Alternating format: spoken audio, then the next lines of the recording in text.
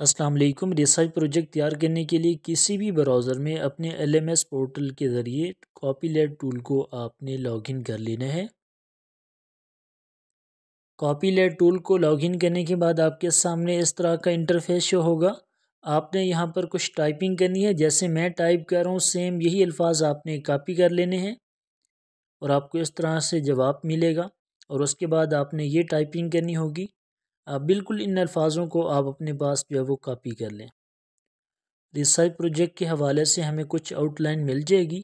उसके बाद फर्दर आपने ये काम करना है कि ग्रुप के अंदर जो फ़ाइल हमने शेयर की आपके साथ, यानी वो प्रोजेक्ट जो हमने सॉल्व ग्रुप के अंदर कल शेयर किया था, आपने उसी प्रोजेक्ट को यहाँ पर अपलोड कर देना है। जैसे मैं अभी आपके सामने इस प्रोजेक्ट को अपलोड कर रहा हूँ। अब आपने ये प्रोसेस तवज्जो के साथ देखना है, क्योंकि यहाँ पर जो कुछ आप टाइप करेंगे वैसे ही आपको रिसर्च प्रोजेक्ट मिल जाएगा। यानी ये फ़ाइल मैंने अपलोड कर दी है और उसके बाद कुछ इस तरह की वर्डिंग आपने टाइप करनी है। I am sharing a research project of an other topic but theme and question of my research project are same. Now please create a new research project according to uploaded file about my topic। उसके बाद आपका जो भी topic होगा आपने उसे bracket में लिख देना है।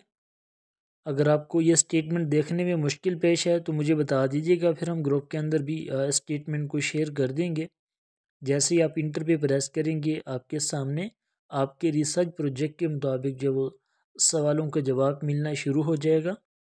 अच्छा, एक बात मैं आपको ये भी बता दूं कि इंटरनेट के प्रॉब्लम की वजह से हो सकता है कि ये मुकम्मल सवालात के जवाब हमें पहली दफ़ा नहीं मिले। जैसे अभी आप देख सकते हैं कि 7 सवालों का जवाब दुरुस्त मिला है, 8वां सवाल जो है वो सही तरह से उसका जवाब नहीं मिला। तो आपने यही टाइप कर देना है, give remaining answer of the my research project topic.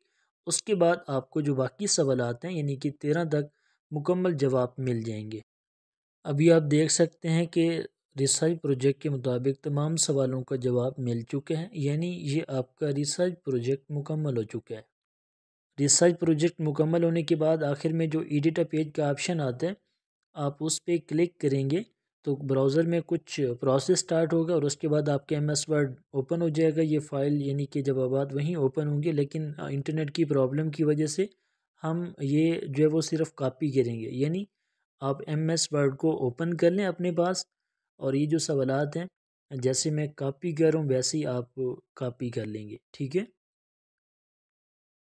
और आपने इनको MS वर्ड में पेस्ट कर देना है और इस तरह आपकी जो फ़ाइल है तकरीबन 20 से 25 मिनट के अंदर मुकम्मल हो जाएगी। याद रहे, हमें पहली बार जो है वो तकरीबन 7 सवालों का जवाब मिला था, मैंने उन्हीं को ही पेस्ट किया है और उसके बाद रिमेनिंग जो सवालात थे वो तकरीबन सवाल नंबर 8 से लेके 13 तक हम दोबारा उनको जो है वो कॉपी करके पेस्ट करने की कोशिश करेंगे।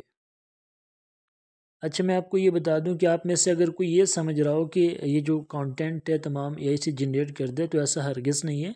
सबसे पहली फ़ाइल जो हमने यहाँ पे अपलोड करके कंटेंट जनरेट किया था और वो फ़ाइल आपके ग्रुप में भी शेयर की है, तो जो अपलोड करदा यहाँ पे फ़ाइल थी वो हमने रिसर्च प्रोजेक्ट खुद तैयार किया था लास्ट सेमेस्टर में, उसी फ़ाइल को ही हमने अपलोड किया था। तो आप देख सकते हैं बिल्कुल यूनिक किस्म का जो वो डाटा मिल। इसके अलावा एक और बात भी वाज़ेह कर दूं, आप में से कुछ ऐसे भी स्टूडेंट होते हैं जो शक व शुबहात का इज़हार करते रहते हैं, या फिर आपके कोऑर्डिनेटर भी आपको ये कह सकते हैं कि आपने जो प्रोजेक्ट तैयार किया है, यानी जब आप रफली तौर पर चेक करवाते हैं कि आपका जवाब जो है वो ज़्यादा लेंथी नहीं है, शॉर्ट है, आप इसको ज़्यादा लेंथी करें, तो उसका तरीक़ाकार भी मैं आपको बता देता हूँ कि जब आपके पास MS वर्ड या PDF फ़ाइल में प्रोजेक्ट तैयार हो जाएगा और आपको लगे कि इसमें जवाब जो है वो ज़्यादा लेंथी नहीं है, तो आपने इस तरह की प्रॉम्प्ट देनी है, ठीक है। आपने उसको बताना है कि आंसर शुड बी लॉन्ग, कि जवाब जो है वो ज़्यादा लेंथी होने चाहिए।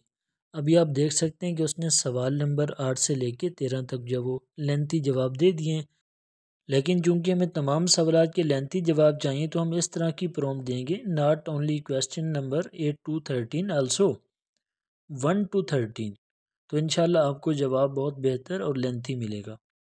मैंने आपको शुरू में भी यही कहा था कि जिस तरह का आपको प्रोजेक्ट चाहिए वैसे ही आपको प्रॉम्प्ट देनी पड़ेगी, यानी इन चीज़ों पे आप तवज्जो करेंगे तो आपके लिए कोई भी प्रॉब्लम नहीं होगी।